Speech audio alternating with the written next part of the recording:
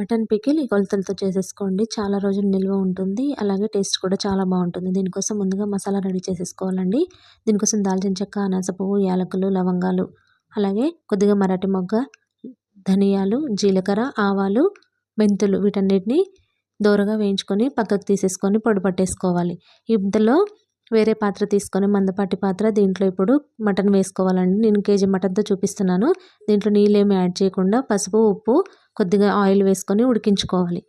మొత్తం నీరంతా ఎగిరిపోయిన తర్వాత పక్కకు తీసుకొని ఇప్పుడు ఒక 300 గ్రాముల వరకు శనగ నూనె తీసుకొని దీంట్లో ఇప్పుడు మటన్ ముక్కలు వేసుకొని డీప్ ఫ్రై చేసుకోవాలి. ఫ్రై అయిపోయాక పక్కకు తీసేసుకొని ఇదే ఆయిల్లో అల్లం వెల్లుల్లి పేస్ట్ వేసుకొని పచ్చివాసన పోయిన తర్వాత మటన్ ముక్కల్ని యాడ్ చేసుకొని పసుపు, ఉప్పు, కారం అలాగే దంచిపెట్టుకున్న గరం మసాలా కూడా వేసుకొని ఒకసారి బాగా కలుపుకొని 2 నిమిషాల తర్వాత స్టవ్ ఆఫ్ చేసేసుకొని బాగా చల్లారిపోయాక నిమ్మరసం పిండుకుంటే tasty mutton pickle ready. Thank you for watching. Video నచ్చితే లైక్ చేయండి. ఎలా ఉందో కామెంట్ చేయండి. తప్పకుండా నా ఛానల్ని సబ్స్క్రైబ్ చేసుకోండి.